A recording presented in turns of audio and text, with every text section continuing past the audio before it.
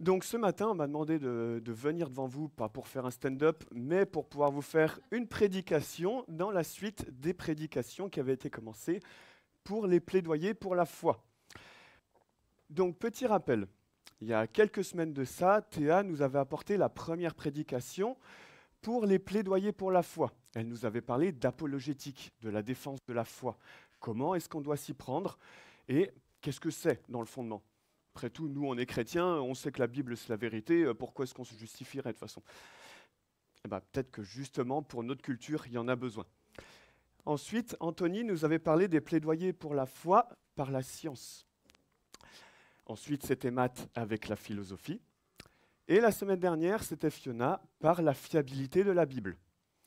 Donc, vous voyez, ça va tout de pair, tout va ensemble et ça se coordonne ensemble.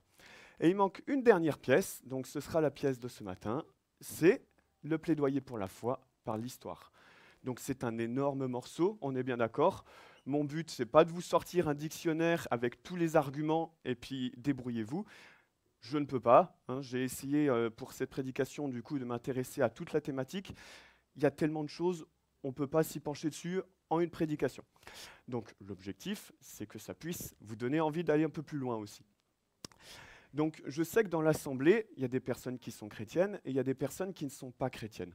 Moi personnellement, je ne viens pas d'une famille chrétienne et quand on me parlait de Bible, de chrétiens, de Jésus, j'étais largué. Je pense que pour certains, c'est peut-être encore le cas. Donc ce matin, donc juste pour mettre les bases un peu pour tout le monde, on va parler de la Bible et de Jésus.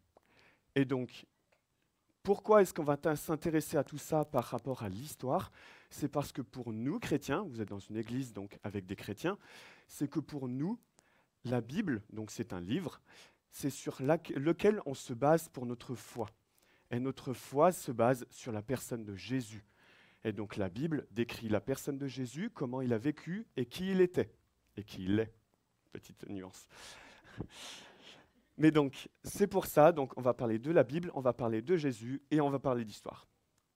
Alors, n'avance pas parce que du coup, je préfère juste vous prévenir, il y a un petit couac avec le diapo, donc ça va vous envoyer des textes monstrueux à la tête. Je vous en supplie, ne lisez pas, écoutez-moi. Je sais que c'est plus soporifique, mais écoutez-moi quand même. Faites l'effort, ça va être tentant, mais regardez-moi, et quand je vous dis là vous pouvez lire, là vous pourrez lire. Donc, en introduction, on va parler d'histoire. Ok.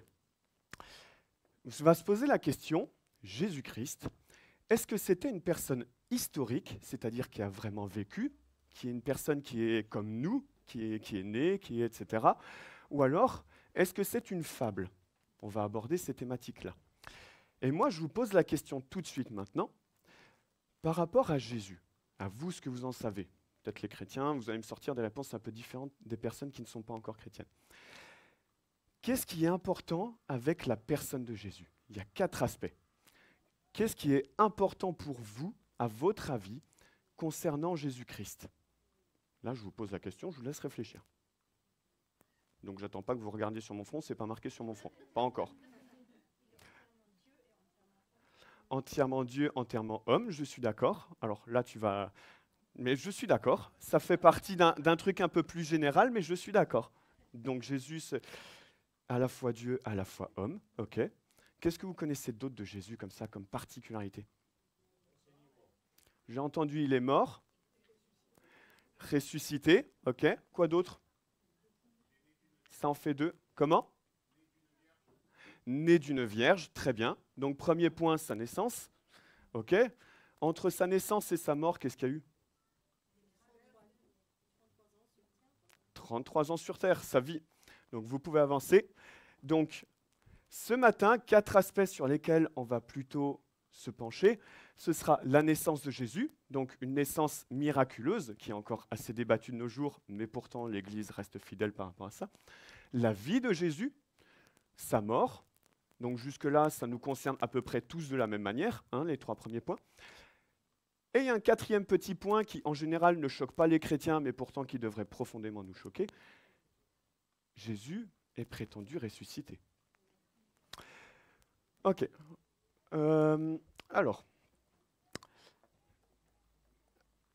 donc, y a-t-il un aspect particulièrement important dans la vie de Jésus? Oui c'était sa résurrection.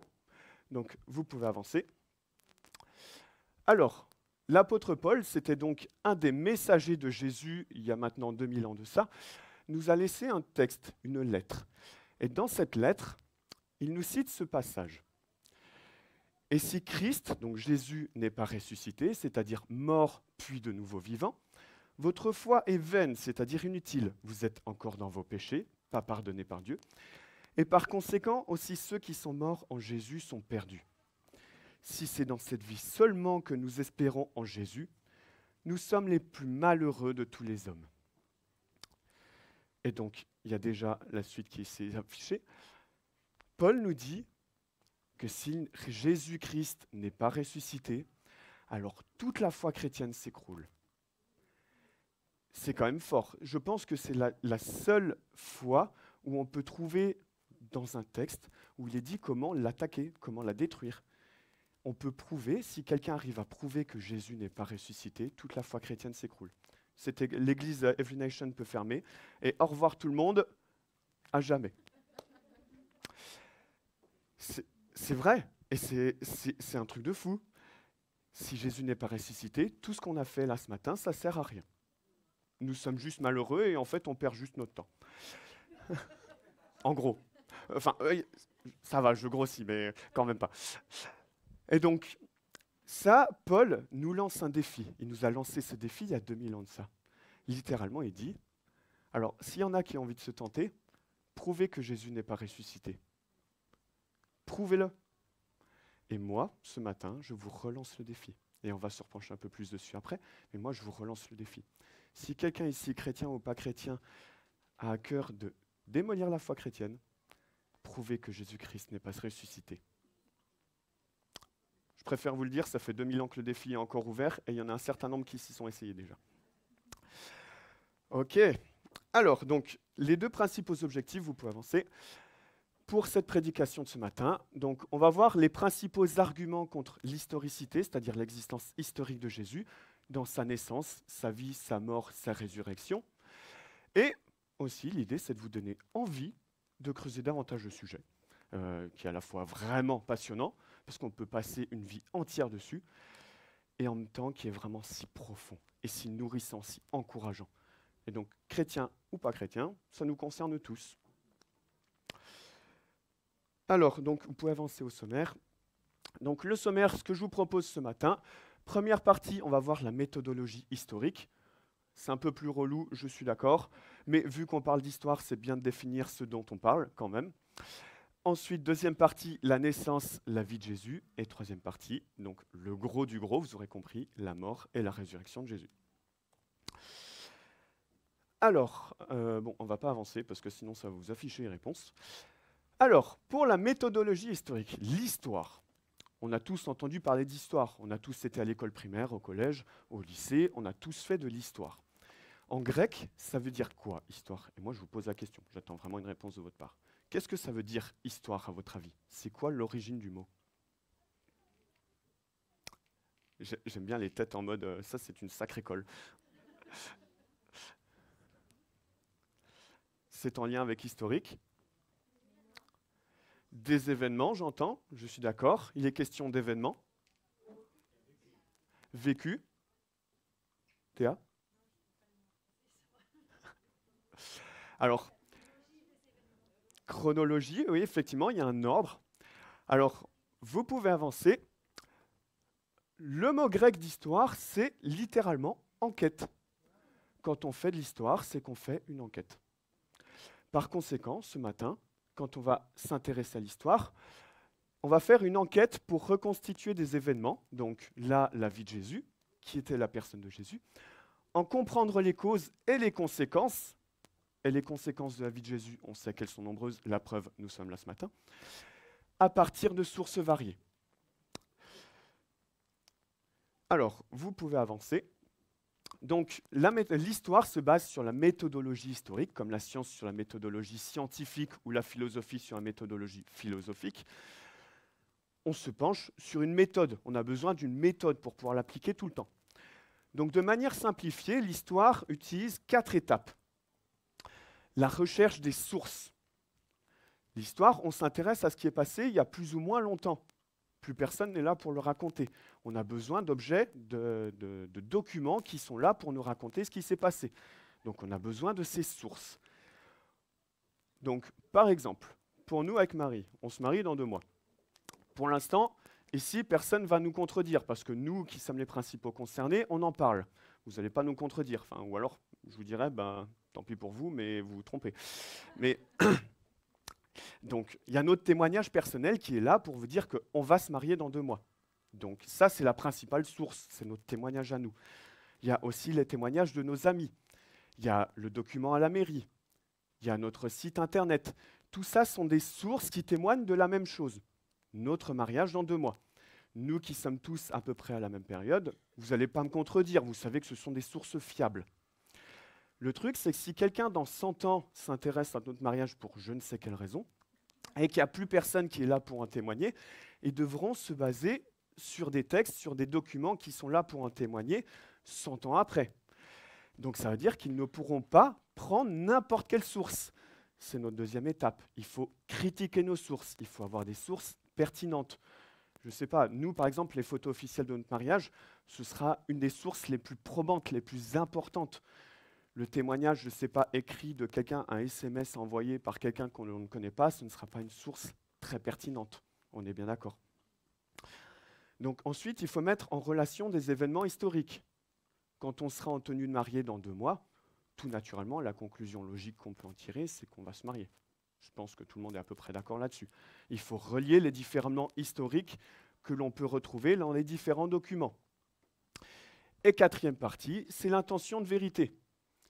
Ça, c'est quelque chose que je trouve très honorable en histoire, c'est que le but des historiens, c'est de restaurer la vérité au maximum par rapport à des événements qui ont eu lieu, et donc de les reconstituer honnêtement sans se baser sur nos opinions personnelles. C'est le plus difficile, on est tous d'accord. Donc, voilà. Alors, 2 remarques, donc vous pouvez avancer. Donc, la première remarque, c'est qu'il est important de veiller aux sources utilisées. Je viens de vous en parler. C'est hyper important par rapport à leur pertinence. Parce que surtout aujourd'hui, nous, chrétiens du XXIe siècle, enfin personne du XXIe siècle, sur Internet, on a accès à tout et n'importe quoi. Il faut trier nos sources. Et que ce soit pour ou contre. Pourquoi ? Parce que c'est important, par honnêteté intellectuelle, de ne pas utiliser des sources qui vont en notre sens et les utiliser pour justifier notre propos. Il est juste et intègre, s'il y a quelque chose qui va à l'encontre de notre propos, de comprendre pourquoi et de ne pas chercher à le cacher sous le tapis. C'est le travail des historiens. Et nous, en particulier en tant que chrétiens qui voulons être des témoins de la vérité, si on cache, si on occulte des parties de l'histoire parce que ça ne nous arrange pas, quel contre-témoignage nous sommes alors ? Et donc, 2e partie, il y a, concernant la vie de Jésus, 3 types de sources historiques principales. La première, ce sont les sources chrétiennes, logique. Donc la toute première, c'est la Bible, parce que c'est vraiment le document de référence qui parle de Jésus et de sa vie. On a les lettres de l'Église primitive, c'est-à-dire l'Église du 1er siècle.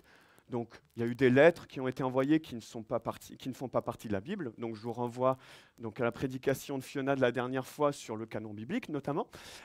Donc il y avait aussi des chants qui existaient, on avait des prières, etc. Donc tout ça, ce sont des sources chrétiennes. On avait les autorités séculières. Donc je vous rappelle, à l'époque, c'était Rome qui dominait sur le monde méditerranéen. Donc on a beaucoup de lettres de la part des autorités romaines, des gouverneurs entre eux, etc. Et on va revoir ça un peu plus en détail après. Et on a des sources juives. Jésus était juif. Il vivait dans le pays d'Israël. Donc une des principales sources, parce que c'était aussi les principaux opposants à Jésus, c'était les Juifs. Donc Flavius Joseph était un historien juif, par exemple. Ok, alors déjà, est-ce que je vous ai décroché ou est-ce que vous êtes encore là ? Super, très bien. On a passé la partie la plus relou. Ok, on peut avancer à la diapo après. Alors, on va pouvoir rentrer dans le vif du sujet.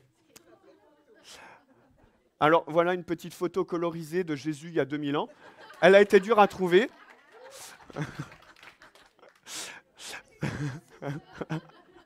Effectivement, là, il vaudrait mieux vérifier les sources, on est bien d'accord.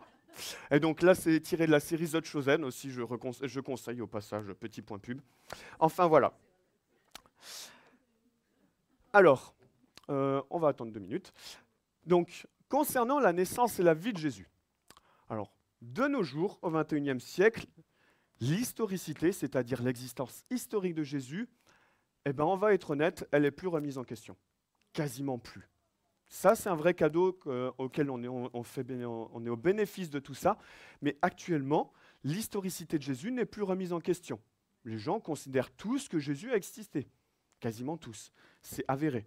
Il y a quelques exceptions. Par exemple, je vous ai cité l'exemple de Michel Onfray, donc vous pouvez afficher. Michel Onfray est un athée très dur, très fervent contre tout type de foi. Et donc, allez savoir pourquoi. C'est un athée donc, scientifique qui, logiquement, est censé être scientifique. Pourtant, qui là, en fait, rejette en bloc le témoignage de l'histoire. Enfin voilà, juste pour vous dire, ça existe, vous pourrez vous renseigner. Et donc là, un gros bout de texte. Donc, Monsieur Bruce, un prof de critique biblique et d'exégèse à l'Université de Manchester, nous dit, donc, qui s'intéresse particulièrement à l'histoire, nous dit que quelques auteurs peuvent jouer avec la fantaisie d'un mythe de Christ, c'est-à-dire que Christ n'a pas existé. Mais ils ne le font pas sur la base des preuves historiques. L'historicité de Christ est aussi évidente pour un historien intègre que celle de Jules César. Ce ne sont pas les historiens qui propagent les théories du mythe de Christ. Donc c'est pour ça que je me suis permis de citer Michel Onfray, parce que parfois ça peut un peu nous ébranler. Il n'empêche, actuellement, l'histoire témoigne de l'existence historique de Jésus, et ça, ce n'est plus à remettre en question. Mais ça tombe bien, on est quand même dans une prédication sur l'historicité de Jésus. Je vais quand même vous avancer quelques petits arguments en plus, quelques sources. Alors, vous pouvez avancer, messieurs. Alors, voilà, ça c'est le genre de diapo que j'aime pas parce que là, du coup, ça fait un gros bloc. Il n'empêche. Alors là, je vous cite quelques sources différentes, d'origines différentes et à des périodes plus ou moins différentes, qui ont parlé, qui ont considéré Jésus comme historique. Première source, on va revenir dessus après, c'est Tacite. Tacite était un historien romain réputé pour la fidélité de son travail, très réputé. Donc, il était dans la seconde moitié du 1er siècle, donc des années 50 aux années 100 à peu près. On avait Lucien de Samosate. C'était un satire grec, cette fois-ci pas romain, grec, de la seconde moitié du 1er siècle, même période. Ensuite, on avait Pline le Jeune. C'était un gouverneur romain très opposé aux chrétiens. Je ne vais pas vous passer les textes que j'ai eu à lire pour voir un peu son témoignage, mais autant vous dire que ce n'était pas très sympa ce qu'il faisait aux chrétiens. Mais en tout cas, ce monsieur considérait quand même Jésus comme historique. Donc c'était un gouverneur romain en Bithynie. On avait Mara bar Sérapion, un philosophe syrien. Encore une fois, un peu éclaté, un peu différent. Donc à peu près même période, années 70 après Jésus. Après, une autre source que tout le monde ne connaît pas forcément, c'est le Talmud babylonien. Le Talmud, c'est un écrit religieux juif, l'idée étant de mettre la loi orale juive par écrit. Ça a été fait à peu près 600 ans après Jésus, c'est déjà un peu plus ancien. Mais le Talmud sert aussi de source historique, considérant Jésus comme historique, considérant sa naissance miraculeuse, on va y revenir, mais pas forcément de manière très flatteuse. Il n'empêche. Donc voilà quelques exemples de sources. Je ne peux pas tout vous citer, il y en avait tellement que je n'ai même pas eu le temps de tout lire. Alors, vous pouvez avancer. Donc, concernant Tacite, donc je vous ai dit, un historien romain de grande fidélité dans son travail. Voilà ce qu'il écrit à propos de Christ dans une de ses lettres. Christ, le fondateur du nom, a été mis à mort par Ponce Pilate, procureur de Judée sous le règne de Tibère, mais la rumeur pernicieuse de sa résurrection, réprimée pendant un certain temps, a éclaté à nouveau, non seulement à travers la Judée, où le mal a commencé, mais aussi à travers la ville de Rome. Ce que Tacite est en train de nous dire, ce qui nous intéresse, ce n'est pas la rumeur sur la résurrection, même si du coup ça nous laisse le témoignage qu'il y avait déjà la rumeur de la résurrection de Jésus à l'époque. Ce qu'il est en train de nous dire, c'est que c'était acté historiquement à l'époque que Jésus était mort sous Pilate. Donc Jésus était historique, par conséquent il était né, ça me semble à peu près logique, et en plus il était mort. Et ça, certains le nient actuellement, mais pourtant, à l'époque, ce n'était absolument pas nié, et pas par les Romains non plus. Enfin voilà. Alors, concernant, donc ça c'était pour la vie de Jésus, concernant sa naissance miraculeuse. Je vous rappelle, Jésus, nous en tant que chrétiens, on dit que Jésus est né d'une vierge tombée enceinte par l'action du Saint-Esprit. En général, si on dit ça à un athée, il nous rigole bien au nez, il nous regarde droit dans les yeux et il nous dit « Je ne sais pas ce que tu as fumé, mais ça devait être de la bonne. » Il n'empêche, nous, on le croit fermement et pas sur aucune base. Le truc, c'est que, historiquement parlant, outre la Bible, il y a quelques sites, vous pouvez avancer, messieurs, il y a quelques sources qui en font référence. Donc, on avait le Talmud babylonien dont je vous ai parlé, qui parlait que Jésus, justement, avait une naissance un peu particulière. Le Talmud est très cinglant dans ses propos. Il dit en gros que Marie est allée coucher à droite à gauche, soit avec Joseph, soit avec on ne sait pas qui. Donc, dans les sources historiques existantes concernant la naissance miraculeuse de Jésus, il y a des sources qui parlent d'une naissance étrange de la part de Jésus. Par contre, les gens l'interprètent. Et les gens l'interprètent très souvent comme un adultère de la part de Marie, ou en tout cas, il n'y a clairement pas la part miraculeuse. Donc, l'Église du 1er siècle, ça c'est un argument assez fort, affirmait avec foi cette idée du coup, ainsi que sa vie, la mort et la résurrection de Jésus, malgré l'opposition et la persécution. Le témoignage de l'Église du 1er siècle, au prix de son propre sang et de sa propre vie, est un témoignage fort. De nos jours, on a du mal à le considérer, et pourtant, ça reste un témoignage fort. Quelqu'un ne meurt pas s'il n'a pas de conviction profonde derrière, surtout s'il s'agit de millions de personnes. Et soyons honnêtes, la principale source concernant la naissance miraculeuse de Jésus, ça reste la Bible. Et la Bible, pour les historiens, c'est une source historique. Les athées ont plus, en tout cas, on entend plus souvent de nos jours de la part de personnes qui ne sont pas historiennes que la Bible n'est pas une source historique que de la part des historiens. Et donc, je vous renvoie encore une fois à la prédication de Fiona. Moi, je me décharge, ce n'est pas ma partie. Fiona a déjà fait bien le travail. Si vous avez des questions, vous pouvez aller la voir encore après. Mais donc, la Bible est fiable, et la Bible est la première source des témoignages en ce sens. Ok, ça va, toujours vivant? Eh bien, très bien.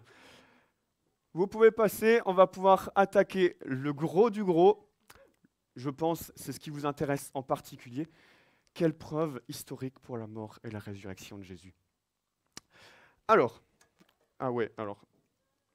vous pouvez tout afficher. Encore une fois, ça va vous faire pas mal de trucs à lire. Donc c'est pour ça, vous n'allez pas lire. Vous allez regarder ce petit truc que j'ai en main. C'est un petit trépied pour téléphone, pour prendre des photos ou que sais-je.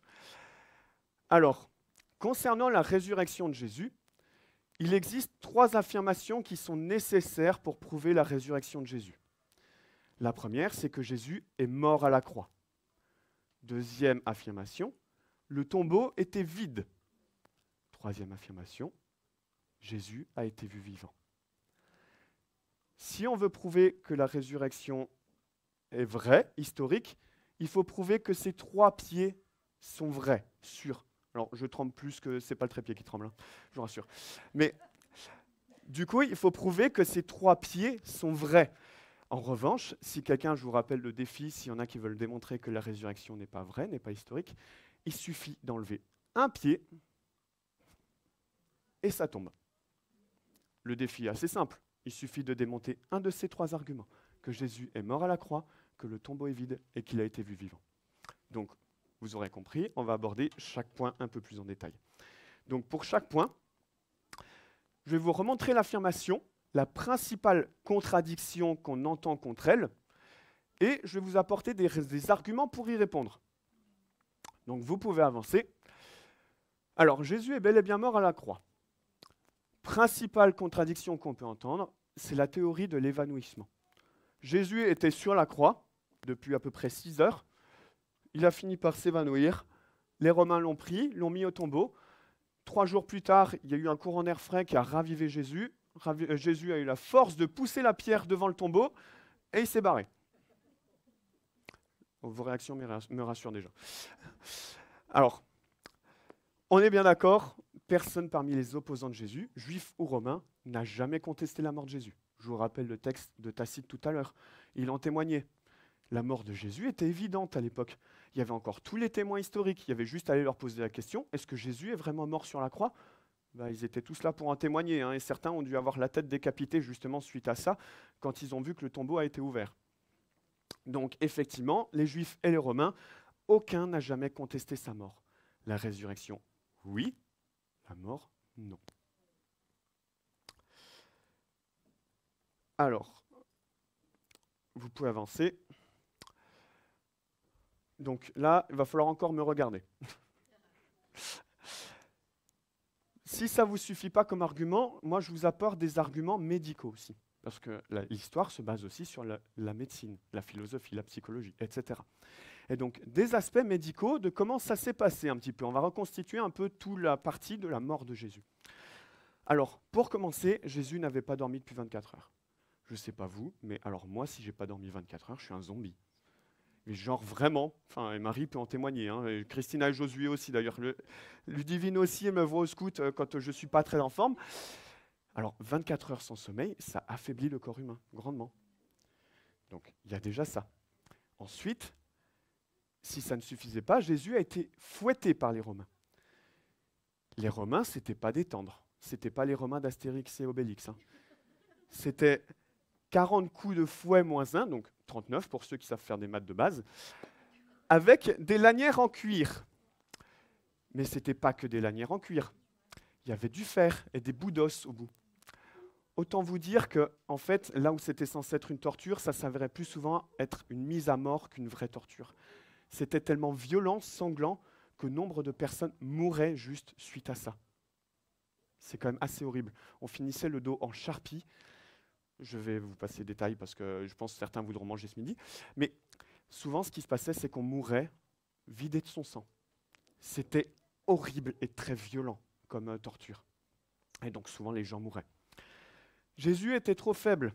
Il était même pas capable de porter sa croix, mais il était dans un état de faiblesse physique, il n'a pas pu porter sa croix.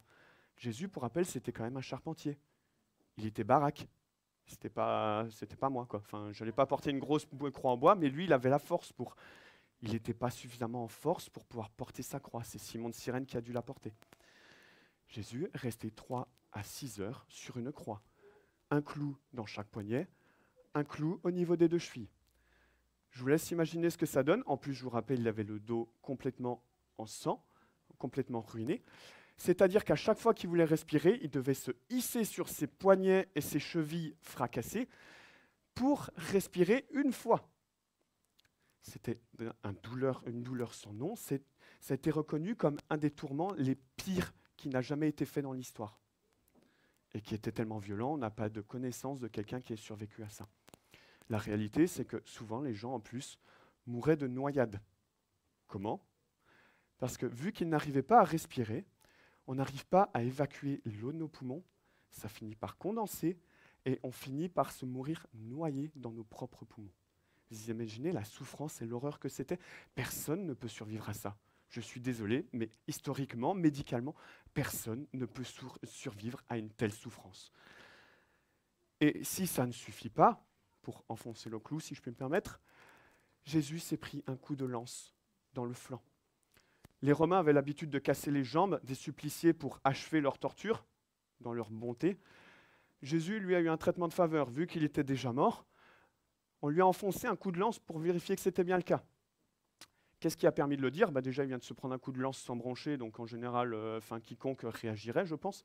Mais surtout, de l'eau s'est évacuée de son côté, témoignant que l'eau était effectivement dans les poumons, était effectivement mort. Alors, si là, Jésus a survécu à tout ça, vous m'excuserez, mais moi je veux croire en lui parce qu'il a réussi à survivre à tout ça. Et en plus, si ça ne suffit pas aux détracteurs de la mort de Jésus, la pierre du tombeau qui était devant le tombeau était très lourde à rouler, il fallait des soldats romains surentraînés pour pouvoir la pousser, à plusieurs. Et en plus, il y avait ces mêmes soldats romains qui étaient devant le tombeau. C'est-à-dire que quiconque s'approchait de l'intérieur ou de l'extérieur du tombeau se faisait mettre à mort illico presto. Les Romains n'étaient pas des tendres, je réitère. Les soldats jouaient de leur propre vie. C'est-à-dire que si leurs prisonniers s'échappaient, c'était à eux qu'on allait leur demander la vie. Donc, ils n'avaient aucun intérêt, ils préféraient tuer le prisonnier s'il s'échappait, plutôt que de le laisser s'échapper au coût de leur propre vie. Vous pouvez avancer, messieurs. Alors, donc, personnellement, au vu de ces différents éléments historiques, moi j'en tire la conclusion que oui, Jésus est bel et bien mort à la croix, et oui, il a bel et bien été mis au tombeau. Premier pied. Non, bon, ça ne va pas tenir, toujours pas. Tant pis. Alors, deuxième aspect, le tombeau est vide, vous pouvez avancer. Alors, principale contradiction du tombeau est vide, le corps de Jésus a été volé, soit par les Romains ou les Juifs, soit par les disciples. Alors, concernant les Juifs et les Romains, ils n'avaient littéralement aucun intérêt à voler le corps de Jésus. L'idée, c'est que Jésus, en fait, de par sa vie, de par ses prédications, ça suscitait tout un tumulte en Israël. Les Juifs ne voulaient pas que les gens croient en lui. Les Romains, ça faisait du grabuge et ils n'aimaient pas trop ça. Ils n'avaient pas trop envie d'attirer l'attention de l'empereur là-dessus. Donc, ils ont fait mourir Jésus de concert pour ça, pour apporter la paix en Israël. La paix. La réalité, c'est que s'ils avaient volé le corps de Jésus et qu'ils avaient prétendu qu'il était ressuscité, parce que je vous rappelle que Jésus l'avait dit, je vais ressusciter le 3e jour, en fait, ça aurait fait l'exact opposé. Enfin, il se serait tiré une balle dans le pied. Donc, les Juifs et les Romains, aucun intérêt à faire ça. Concernant la farce des disciples, vous savez, les disciples, ces couards qui se planquaient suite à la mort de Jésus, qui étaient terrifiés de sortir parce qu'ils avaient peur des Romains, peur de se faire mettre à mort suite à la mort de leur propre maître, ils se seraient amusés à voler le corps de Jésus. Franchement, les mecs, ce seraient les plus stupides que je connaisse. Pourquoi ? Parce que là, littéralement, vouloir voler le corps de Jésus, le faire croire ressuscité, ils n'avaient aucun intérêt sinon la persécution, la torture, la mort. Aucun intérêt. Donc, la farce des disciples, elle n'est absolument pas logique, absolument pas cohérente. Et il y a l'argument du tombeau vide découvert par les femmes. Je suis désolé, mesdames, malheureusement, il y a 2000 ans, les femmes n'avaient pas le droit de témoigner au tribunal. Votre parole n'avait vraiment pas la même valeur qu'actuellement. Et donc, si les disciples, si les apôtres avaient voulu faire croire que Jésus était vraiment ressuscité, ils n'auraient pas dit que c'était des femmes qui avaient découvert le tombeau vide. Personne n'y croirait. Vous savez, ce sont des contes, des fables de femmes. Ben non, justement, ce sont des femmes qui ont découvert le tombeau vide. Les disciples n'ont pas dit, c'est nous qui l'avons découvert. Alors, vous pouvez avancer, messieurs. Et donc, 2 derniers arguments. Encore une fois, il y avait les gardes qui étaient devant la tombe. Encore et toujours. Toujours le même principe. Et un argument que j'affectionne particulièrement, c'est l'argument du linge. Vous savez, quand Pierre et Jean sont allés au tombeau, ils ont trouvé toutes les bandelettes qui entouraient le corps de Jésus par terre, à un endroit, et ce qui s'appelle le sudarium, c'était la partie de tissu qui était sur le visage. Elle était posée, bien roulée, à côté. Alors, si les disciples étaient en train de voler le corps de Jésus, mais pourquoi est-ce qu'ils auraient perdu du temps à délier les linges ? On aurait simplement pris le corps, on serait parti avec, et tout simplement, on n'aurait pas délié le linge. On n'aurait pas perdu du temps, on risque de notre propre vie pour ça. Ou dans le pire des cas, ce serait en vrac. Ils auraient tout pris, ils auraient tout mis en tas dans un coin. Là, c'était bien séparé, roulé. On a pris le temps de le faire correctement. Vous pouvez avancer. Alors, moi, ce que j'en conclus face à ces différents éléments, en fait, il y en a d'autres d'éléments, mais moi, je vous présente les principaux et peut-être les plus simples à expliquer rapidement. On peut en tirer la conclusion que, oui, le corps a bien été déposé au tombeau. Oui, le tombeau était vide. Alors, si le tombeau n'était pas vide, il y avait juste à aller vérifier. Je vous rappelle, nous, on ne peut plus, mais à l'époque, ils le pouvaient très bien. Et non, le corps n'a pas été volé. Ce n'est pas cohérent de croire que le corps de Jésus a été volé. 2 sur 3. Troisième et dernière partie, vous pouvez avancer. Donc, celle qui est la plus dure à croire par nos contemporains. Jésus a été vu vivant. Et donc là, on a 2 principales oppositions. La première, c'est que les disciples ont halluciné. Alors, simplement, là, ce sont plutôt des psychologues qui vous diront ça, ce n'est pas cohérent de croire ça, parce que Jésus a été vu ressusciter par beaucoup trop de monde sur une trop grande période. La période pendant laquelle Jésus a été vu ressusciter, c'est pas moins de 60 ans. Ce n'est pas 3 semaines, c'est 60 ans. Par plus de 500 personnes à une dizaine de fois. Je vous rappelle, il y a eu les femmes au tombeau. Les disciples, les 11 disciples ont vu Jésus ressusciter au moins 3 fois. Il y a eu les 2 disciples d'Emmaüs. Les actes nous disent que 500 disciples d'un coup ont vu Jésus ressusciter. Donc ces personnes étaient encore vivantes à l'époque, on pouvait vérifier leur témoignage. Il y a eu Saul, qui a vu Jésus ressusciter, qui est devenu du coup celui qui a écrit le passage qui disait « si on prouve que la résurrection est fausse, toute la foi chrétienne s'écroule ». Et il y a l'apôtre Jean aussi, sur l'île de Patmos, 60 ans après, quand il a écrit l'Apocalypse, il a vu Jésus ressusciter, encore une fois. Donc là, les psychologues s'accordent à dire « ce n'est pas possible, ce n'est juste pas possible ». Ça fait trop de monde, sur trop longtemps, à trop de fois répétées. Ce n'est pas possible non plus que ce soit une hystérie collective, car la quasi-totalité de ces personnes sont mortes seules, persécutées, voire torturées, pour leur foi. Donc ça veut dire que s'ils s'entretenaient les uns les autres, une fois qu'on est tout seul, vous savez, l'effet de groupe, on est tous courageux quand on est tous en groupe comme ça. Par contre, quand on est tout seul devant la porte en train de vouloir sonner à la sonnette pour faire la bêtise, là, il y a beaucoup moins de monde. En général, on a moins de courage. Là, c'est le même principe, surtout quand il est question de notre propre vie. Et encore une fois, ça, je trouve, c'est l'argument le plus simple, mais le plus fort. Le tombeau était vide. Il y avait juste à aller le voir. Donc ça, si Jésus était vu vivant, il y avait juste à aller voir si le corps était dans le tombeau ou pas. Si le corps était dans le tombeau, alors les disciples ont juste halluciné. Si ce n'est pas le cas, peut-être que non. Et dernier aspect, pardon, vous pouvez avancer. Deuxième contradiction, les disciples ont menti. Ça rejoint encore une fois le vol du corps. Mais encore une fois, c'est quand même l'argument le plus fort, le tombeau était vide. Il y avait juste à aller le vérifier. Et aussi, les rédacteurs du Nouveau Testament n'auraient pas relaté leurs doutes. S'ils avaient voulu mentir, ça rejoint l'argument que les femmes ont trouvé le tombeau vide. Si les disciples avaient voulu mentir et faire croire que Jésus était ressuscité, ils n'auraient pas dit qu'ils avaient douté eux-mêmes. Ils auraient dit, non, on est sûr qu'il est ressuscité, etc. On ne doute pas, on veut faire croire les gens.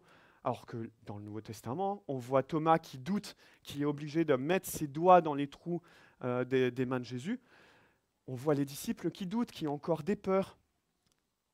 Et donc, par conséquent, ça c'est un témoignage qu'ils n'ont pas cherché à mentir. Alors, vous pouvez avancer. Dernier aspect.